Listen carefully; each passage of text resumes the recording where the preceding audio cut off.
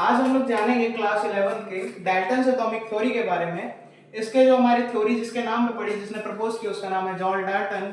ये पिछले साल भी आया था, 10th में भी 9th में भी, हर साल ये केमिस्ट्री में आना ही आना है। सो अपने एटम इन्होंने जो दिया, पहली चीज हम लोग जानते हैं एटम क्या है। एटम को ग्रीक वर्ड से बनाया गया एटोमियो। एटोमियो एक ग्रीक वर्ड है, इंडिविजिबल है, इसका मतलब सिंपल सा मीनिंग है इंडिविजिबल, जो काटा ना जा सके या विभाजित ना किया जा सके। एटम जैसा है, हम लोग उसको काट नहीं सकते या कोई भी पार्ट में डिवाइड नहीं कर सकते। अब हम लोग यहाँ चलते हैं। सो अपने डेमोक्रेटस थे, इन्होंने क्या प्रपोज किया, इन्होंने ये बताया कि एटम एक इंडिविजुअल पार्टिकल है और इसी से रिलेटेड कि इंडिविजिबल है और इसको और विभाजित नहीं किया जा सकता। सो इन्होंने कब बताया था, 460 से 370 बीसी के आसपास। सो ये जॉन डाल्टन से काफी पहले प्रपोज कर दिए थे ये चीज। तो आगे चलेंगे हम लोग। फिर जॉन डाल्टन से 1808 में या 1808 में ये बताया कि matter consist of individual atoms. Matter में डिविजिबल एटम्स नहीं होते। लाइक ये अगर एटम है तो उसको काटा नहीं जा सकता, ये सबसे स्मॉलेस्ट पार्टिकल है। All atoms of given element have identical same properties including mass. और इंक्लूडिंग और एक्सक्लूडिंग भी दो चीज होती है।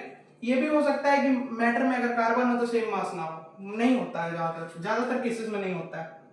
सो ये दूसरे में अपने बताया गया, दूसरा जो है अपना पॉइंट जो है इसमें बताया गया कि जो भी होंगे इसमें, all atoms of given element have identical same properties. Properties same होंगी, मेलिएबल होगा, डक्टाइल होगा, उसी के जितना वेट भी हो सकता है हो जाए, और बाकी चीजें हैं।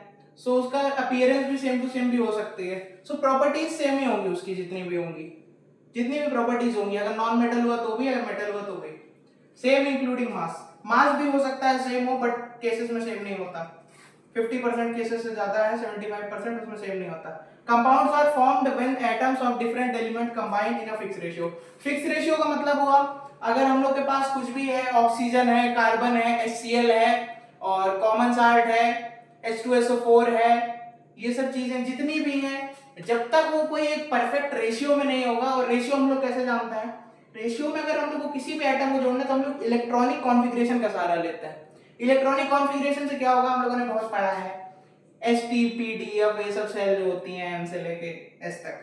सेल में फर्स्ट में से 2 आएंगे एटम, उसके बाद 8 आएंगे, 2 8 18, ऐसे करके फिर 32, 2n स्क्वायर फॉर्मूला होता है, आप लोग निकाल सकते हो उससे।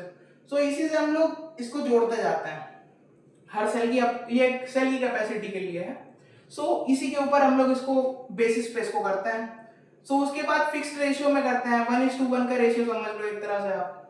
आगे चलते हैं। In chemical reaction the atom are reorganised. Reorganise का मतलब है किसी भी चीज को कोई भी फॉर्म में रखना।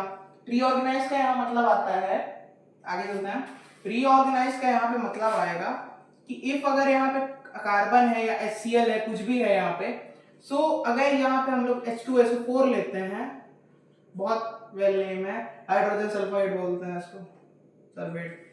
सो आगे चलें।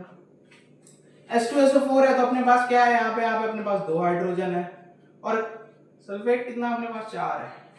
तो सिंपल सी बात है, अगर अपने पास 4 सल्फाइड है तो ये एक रेशियो में होगा, और यहाँ पे जो इसका होगा इलेक्ट्रॉनिक कॉन्फ़िगरेशन होगा, इसमें 2 हाइड्रोजन कम हो रहा होगा। सो हाइड्रोजन क्या करेगा, हाइड्रोजन उसको शेयरिंग करेगा। सो इसीलिए एक परफेक्ट बॉन्ड है, ये एक रेशियो में है। तो अपनी थर्ड प्रॉपर्टी भी इसमें साबित होती है कि सही है। आगे चलते हैं। अपनी फोर्थ प्रॉपर्टी, ऐसे प्रॉपर्टी आएगी एग्जाम में, लिख सकते हैं, in chemical reaction the atom are reorganised. ये मैं बता ही रहा था आपको, फोर्थ प्रॉपर्टी यही रही। उसके बाद because they can't be created, इसको बनाया नहीं जाता। यही बस ये हाइड्रोजन जाके यहाँ जुड़ गया, उसका मतलब ये थोड़ी है कि नया एटम क्रिएट हो गया, एटम तो सेम है, उसने बस अपनी चेंज कर ली। और उसके बाद ये जो क्रिएटेड है इसको डिस्ट्रॉय भी नहीं किया जा सकता, बिकॉज हम लोग एटम को तोड़ थोड़ी सकते हैं, इंडिविजुअल पार्टिकल है। सो होप यू अंडरस्टैंड, आप लोग समझे होंगे। Thank you for watching. Next short में मिलते हैं जल्दी, और लॉन्ग वीडियोस भी आएंगी।